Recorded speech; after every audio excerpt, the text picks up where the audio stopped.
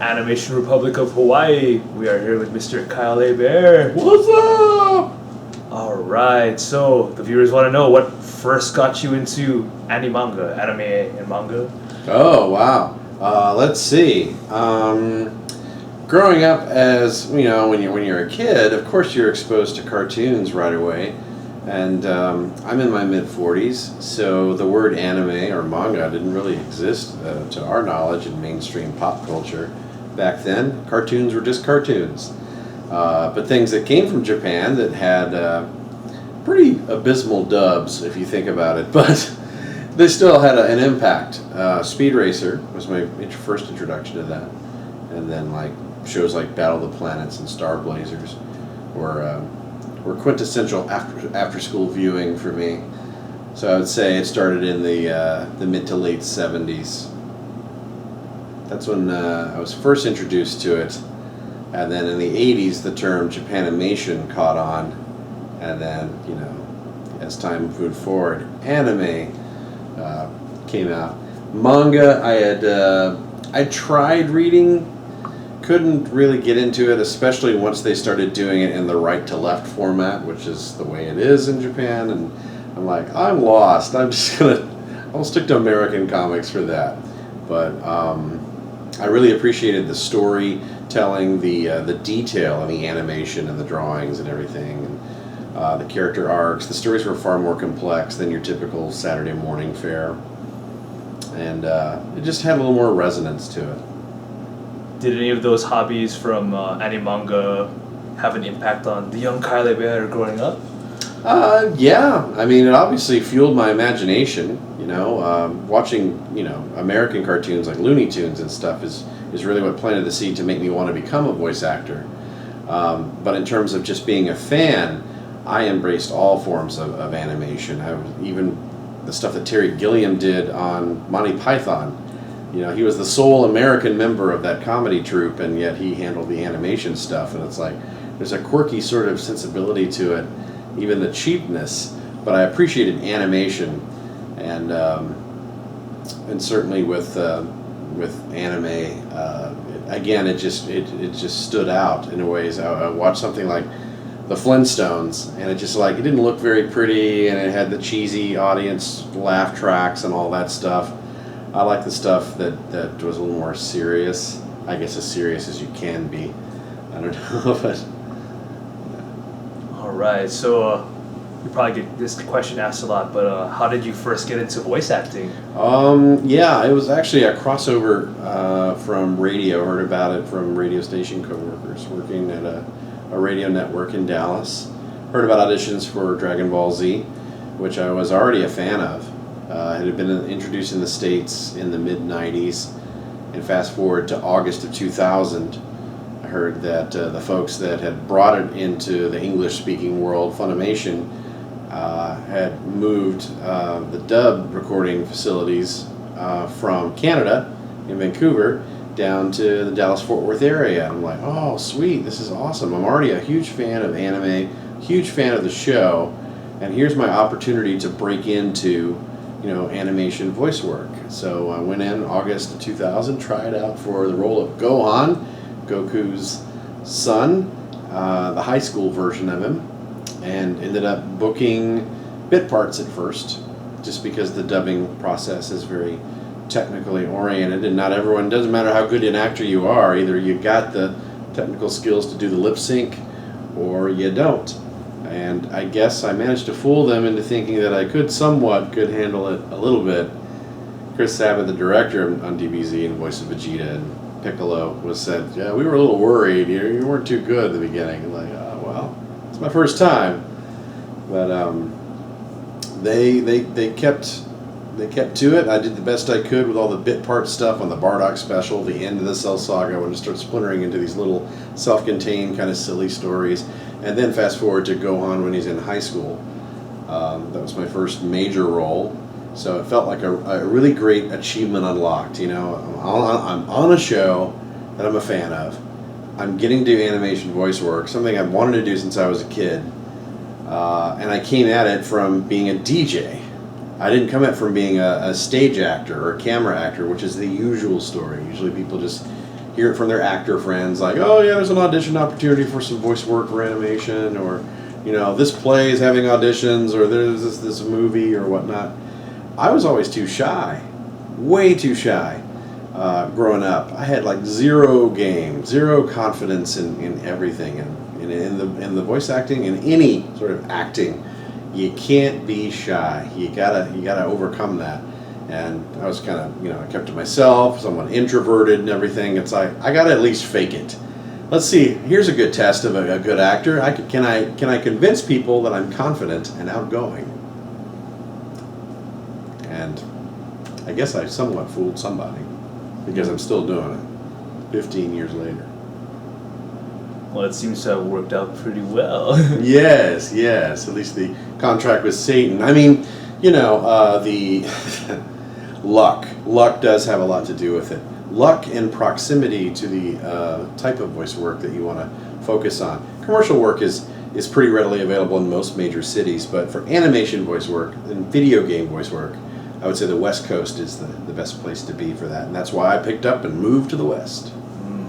And yeah, so since you only really got into that art form recently from radio, like and just hearing about you getting into Dragon Ball Z, is there anything that you had to do to make sure you could do your roles properly, like with a lot of yelling and charging up? Like, did you do anything special to keep your throat? Yeah. If you do a lot of screaming, no matter what level of experience you have, eventually your voice is going to go up. So you got to think of that in terms of protecting the instrument of your trade, your voice. You got to drink hot tea with lots of honey, or throat spray to keep the vocal cords lubricated, or Chinese cough syrup, believe it or not, really works at maintaining your voice when you have to do a lot of screaming, or the buzzword in the industry now is vocally stressful. But in terms of just being a better actor, of course, taking acting classes, workshops, hone your craft. That's what even trained working professionals need to do. We got to stay on top of the trends, be ready for whatever is coming at us. So improv is a huge thing to not only just do, but be able to master, because you're always throwing curveballs in the booth. It's like, here, tweak it this way, and you're reading your script for the very first time in the booth. So there's no rehearsal. There's no studying the episodes ahead of time or any of that stuff. It's like you see the script for the very first time, you're hearing it in Japanese for reference right before you're dubbing it into English. And again, because of the technical aspect of it, you're acting, you're doing a character voice and matching the lip flaps. Some people can do it really well, and they can just bang out a lot of lines per hour. You're expected to do like 20 or 30, except nowadays it's probably closer to 50. You think about that breakneck pace, because time is money. We got to get it done and everything. You got to be efficient in your takes. You got to be professional. You got to be really good at what you do, quick, and be ready to be flexible and give the director exactly what they're looking for, so they get great, cut, print, moving on, and then off and running to the next line. Lather, rinse, repeat. All right. So for recording, like the whole process of it, a lot of people have this idea that, oh yeah, you're there with all the other cast members and you read out all your lines in sequence. Is it normally like that? It is for cartoons. Something on a Cartoon Network type show, like Adventure Time or whatnot. They have the whole cast together, that you get to the play off each other's performances. That dynamic is so much fun and wonderful. Unfortunately, when you're locked into a lip sync performance, it really makes far more sense to only hire one actor at a time. Same with video game recording. Usually it's a Japanese game. You have to lock into matching the timing of the audio as opposed to the video stuff, because that stuff is still being animated, so the cutscene's still up in the air. So we have to match the audio based on that. So instead of wasting your money paying 10 actors to sit around and wait for one guy to get the lip sync right, you pay one actor at a time. You schedule them over the course of 2 or 3 weeks. Try to knock out a DVD's worth of episodes. Get them mixed, mastered, sent in for final approval, and then they come back with these changes and bring the actors back in. You have to re-record a certain number of lines for what's called a pickup session. So we get paid a session fee to come in and re-record. It could be as little as 1 line or 2 lines or whatever, for performance issues or tech issues or whatnot. But the cartoon stuff, definitely the most fun. the animation for anime obviously is done. You get to see the final product on screen when you're doing the lip sync. The downside, you don't get paid nearly as much as when you're doing a cartoon.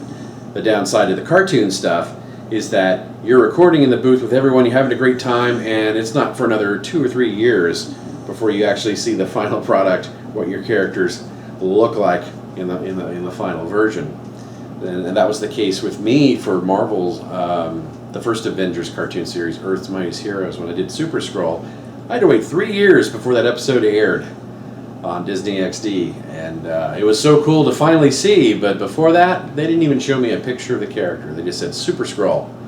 Google him. It's a Marvel canon character. He's like Space Hulk. He's just angry. Like, oh, okay, I can do that. And that worked out. But it was so much fun to watch other actors perform and play off each other, kind of like a radio play. Everyone has their own mic, their own music stand with the script on it, and everyone's taking their turn, and they just do it like scene by scene, like a page or two at a time.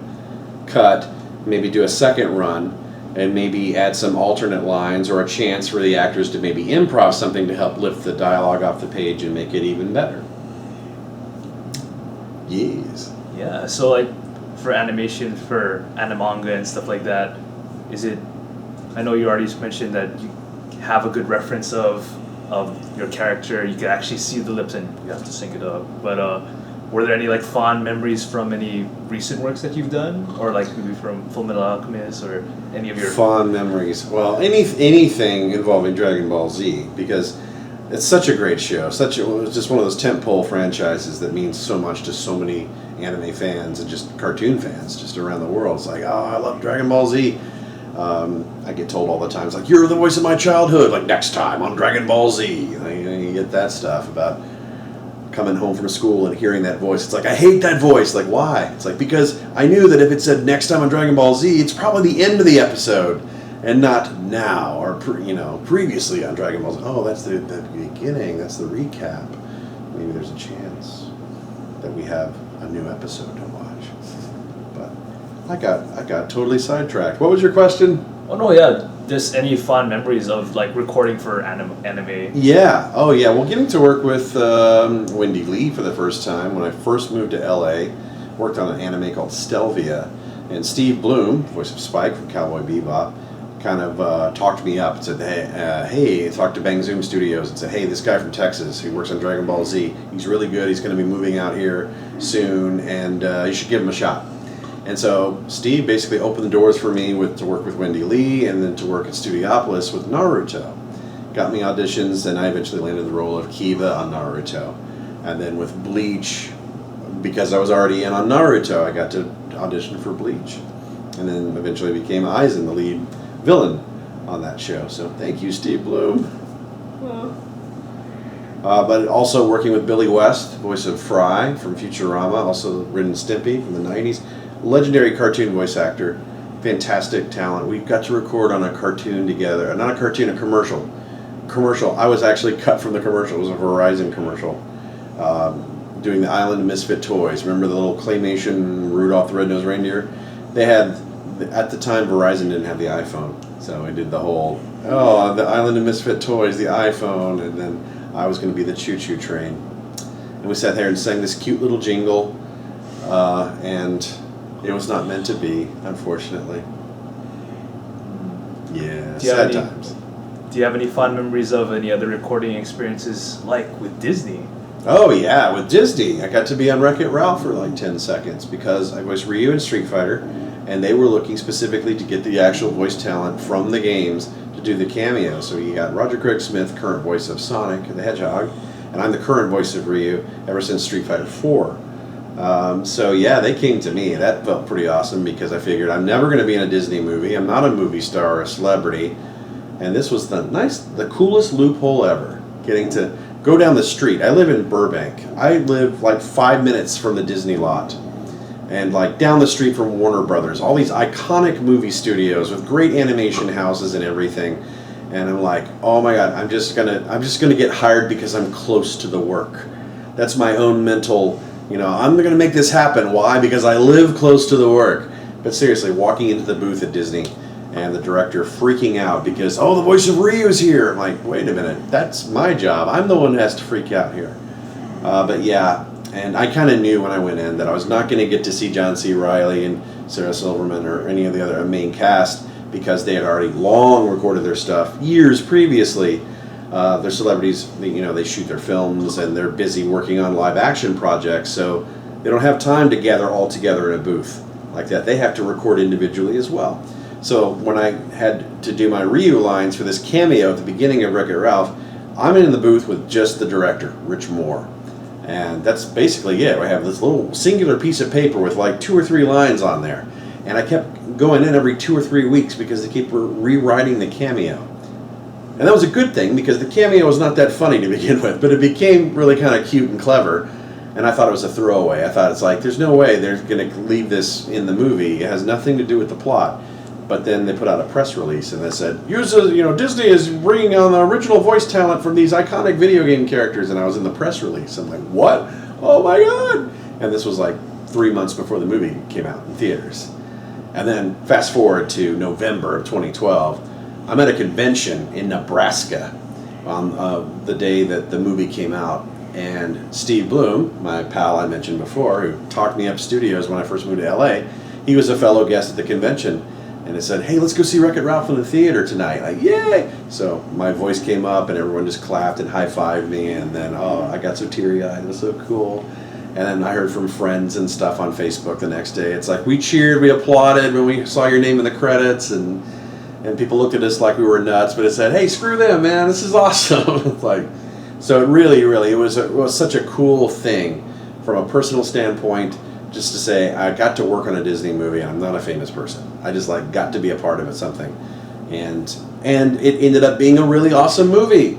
I mean, people love Frozen and everything, but I say, come on, man, Wreck-It Ralph. That's where it's at. Big Hero 6 is good, but Wreck-It Ralph, Brave, Wreck-It Ralph. Just saying. I know, you already mentioned that cartoon series usually pay more, but with other big games coming out, you were of course a legend for Ryu. Thank you.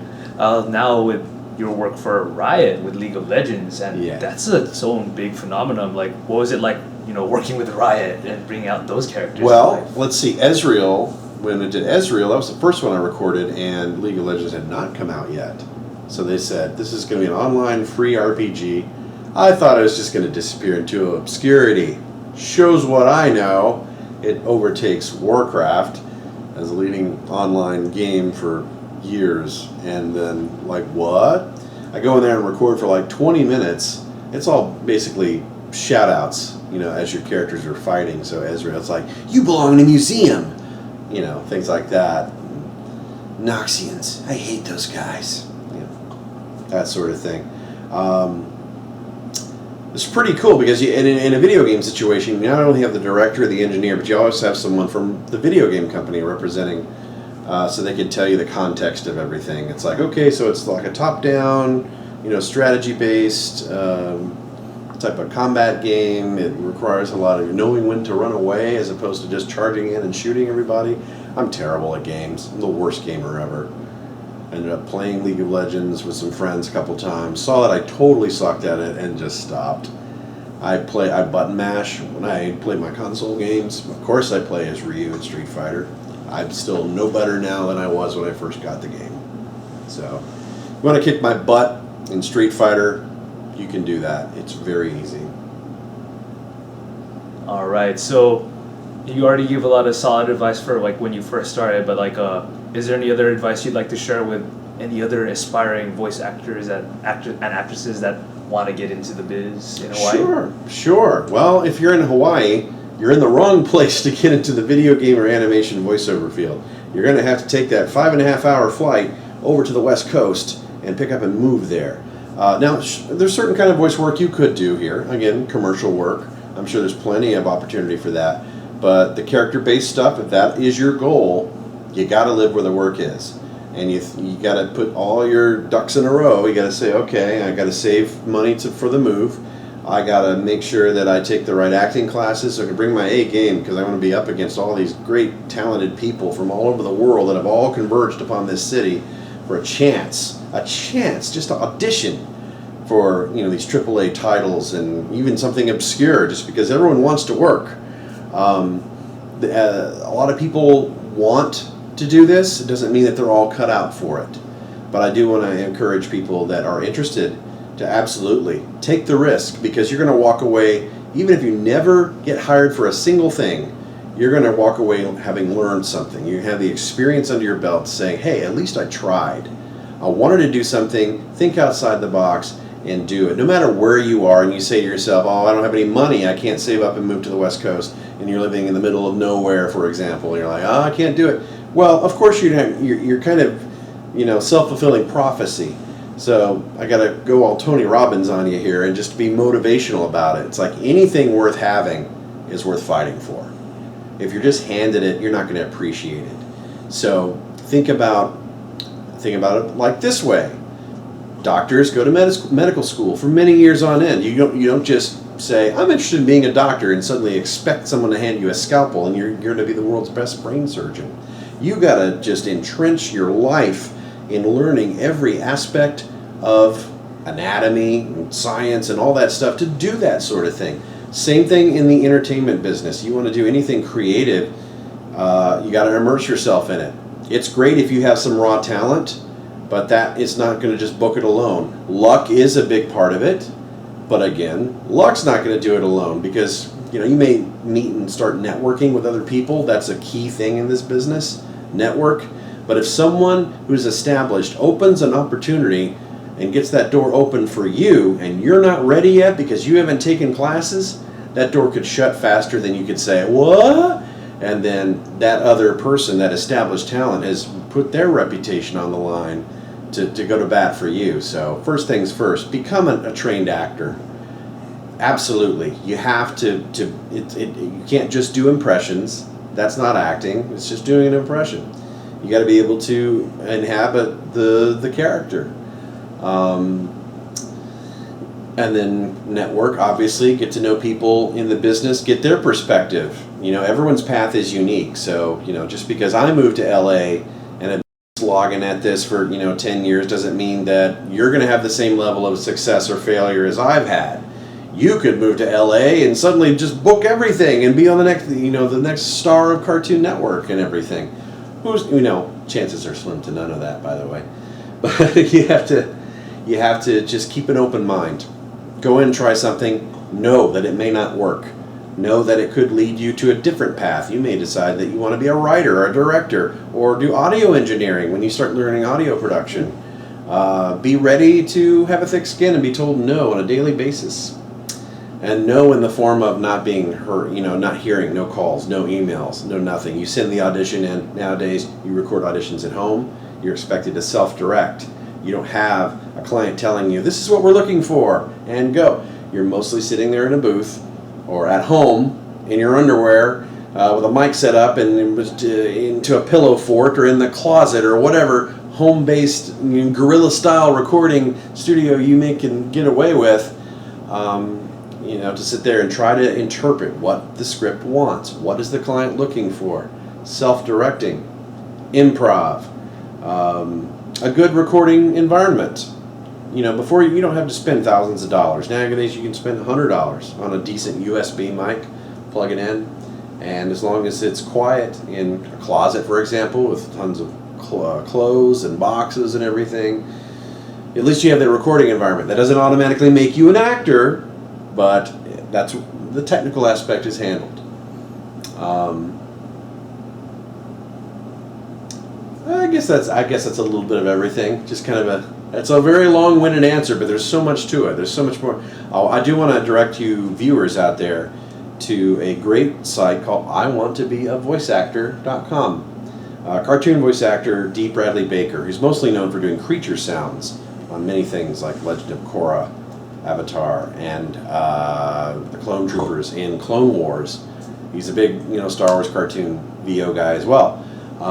He has tremendous advice. If you go to IWantToBeAVoiceActor.com, you're going to find out things that you should do first when you move to the West Coast, and just very, very helpful things.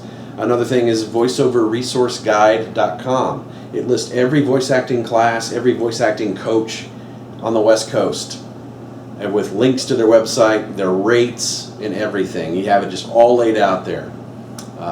Once you get to the once you start working, voiceactorsnetwork.com has a great treasure trove of people who teach classes who have the power to hire you, like actual casting directors from Disney, Nickelodeon, Warner Brothers, Lucasfilm, all teaching classes, anything from one night events to one night for a month, once a week for a month, things like that. You could run $50, could run you a couple $100.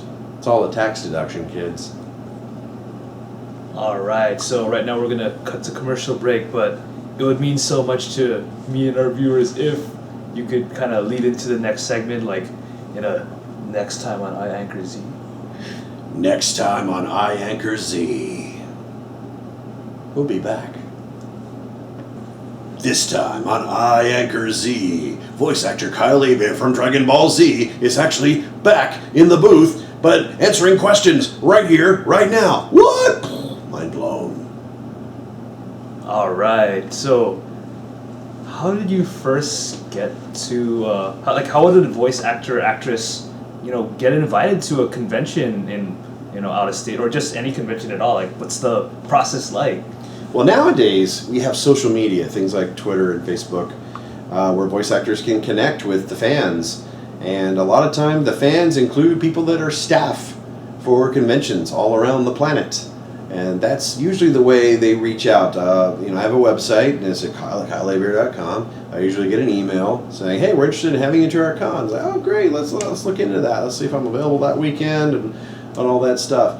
And that's kind of how I've been able to cultivate going to conventions. I've been very, very blessed to have a nice, hearty resume of awesome characters and projects under my belt. So I guess those names and my connection to those franchises have made it possible for me to be seen as a viable guest at conventions of all sizes. Sometimes a one-day event, or sometimes a 4-day event, and in front of 100,000 people over the total of a weekend, or as little as 100 people. It doesn't matter.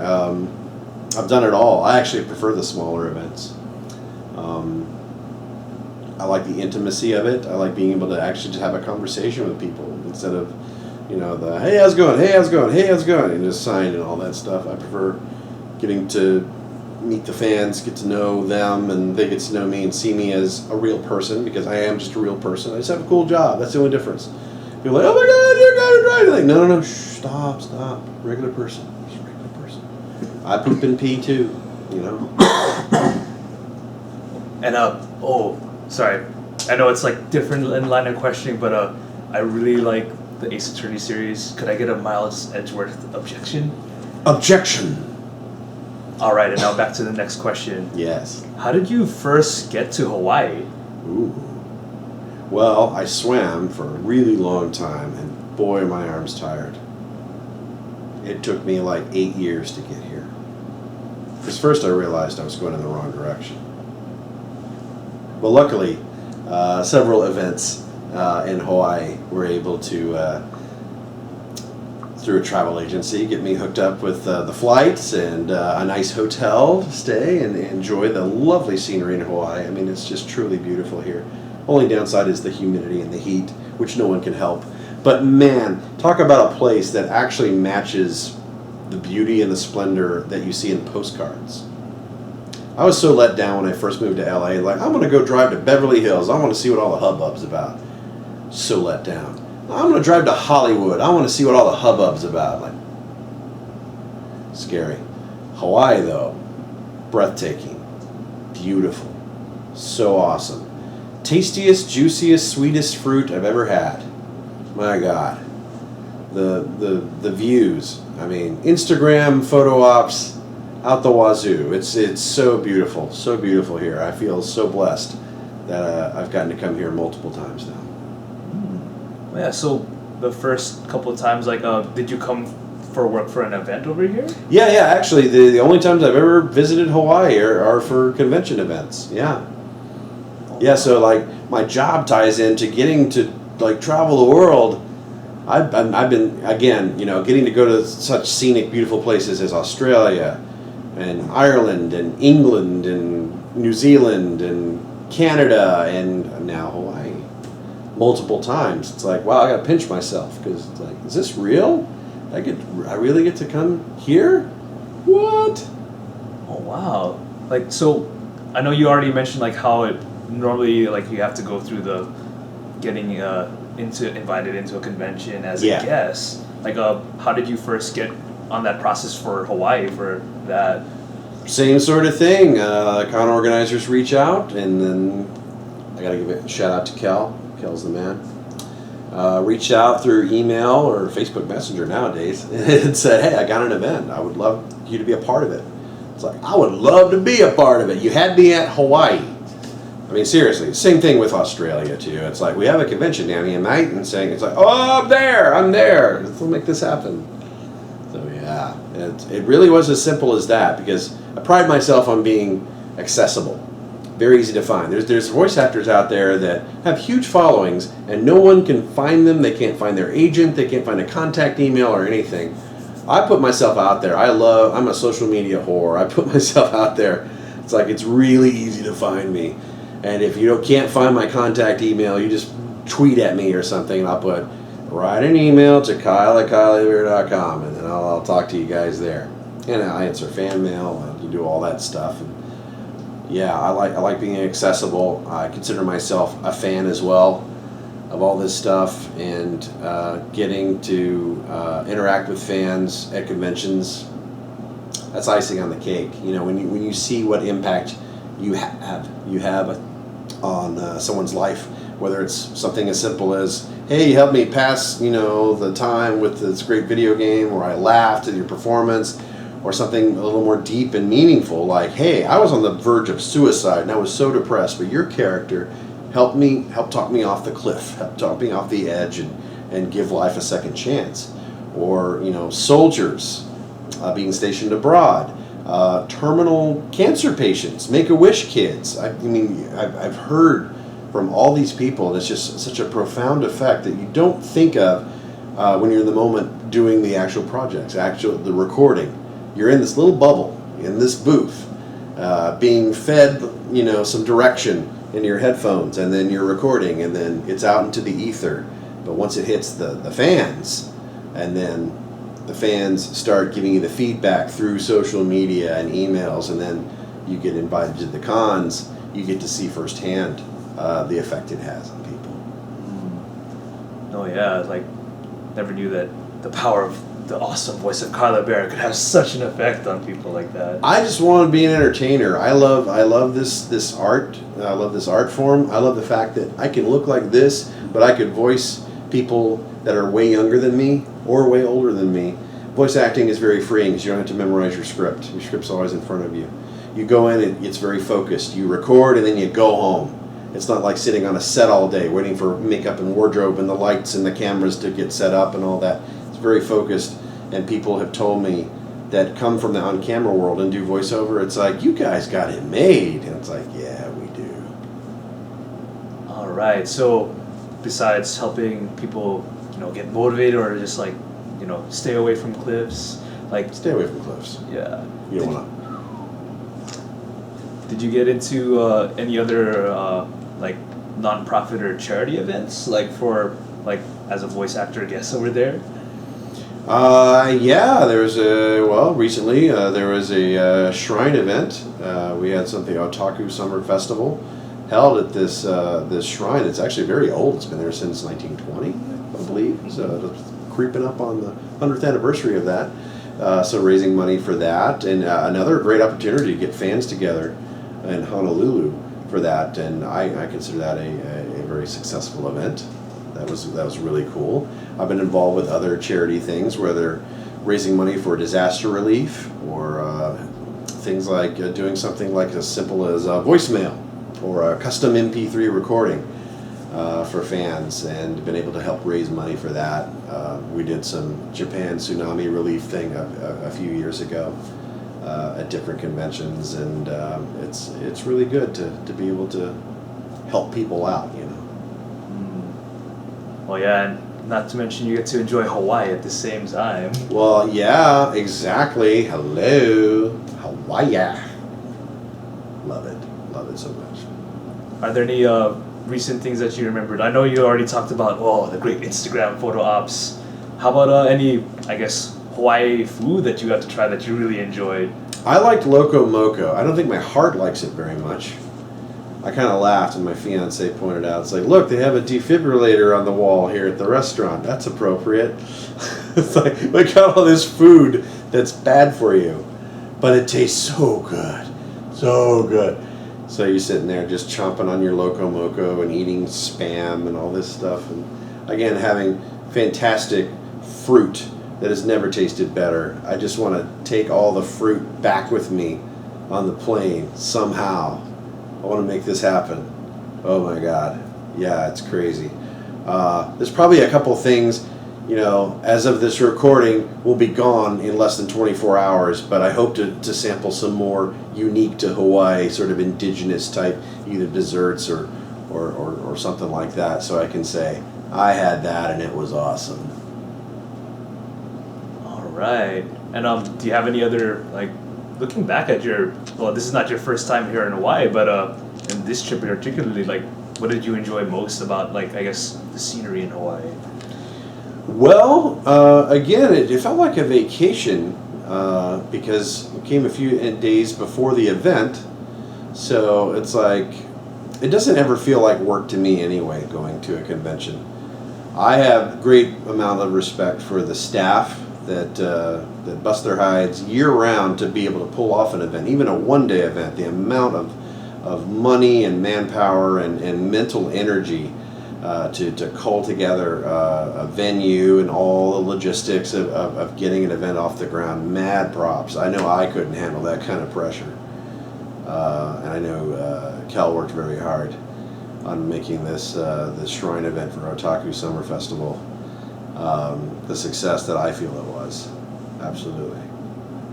Do you feel that besides the scenery over here, like, convention-wise, like, is it that different in Hawaii compared to, like, all the other ones that you went to as a guest before? It's only different in that it seems like there's a smaller contingency, a smaller group of fans, but it doesn't mean that they're no less passionate about it.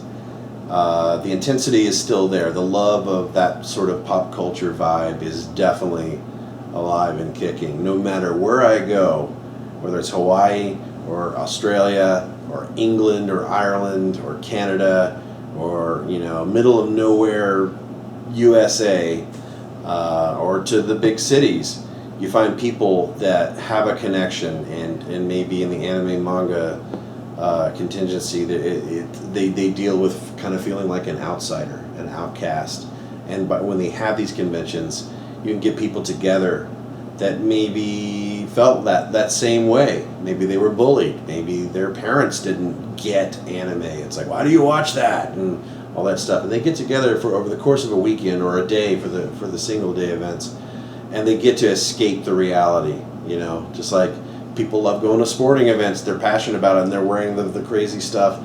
It's like, you got no room to judge people who like to dress up as cosplaying as characters. It's the same sort of passion. It's just, you know, everyone has something that they're geeky or nerdy about.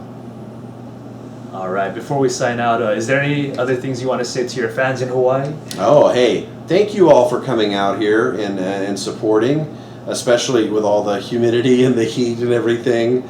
It's like, you know, you guys rock really hard if you're willing to endure a lot of heat and humidity and sit there at an all-day event and just stick to it because you've got that sense of community, because you're interested in seeing things that you don't normally get to see, because there aren't a lot of events aimed for you guys, and we have this to get you all together, whether you're here on this island or the other islands, and say, hey, we got some really cool events going on over here. It's worth taking the trip over. You should totally do it. Yeah, I feel super blessed to be a part of it. So thank you all very, very much for the warm embrace and the warm reception here in Hawaii. Hope to see you again soon. Oh, and is there anything else you want to promote before we sign out? Dragon Ball Z Resurrection F, pre-order it. It did really well in theaters. Thanks, guys, for selling out the screenings all across North America and here in Hawaii as well. The Blu-ray is up for pre-order and DVD, special edition, I believe, with some cool behind-the-scenes features. Go to DragonBallZ.com for details. Coming soon to video. All right. Thank you so much for your time. Sure, thank you. All right. Animation Republic of Hawaii, we are signing out. Thanks for tuning in.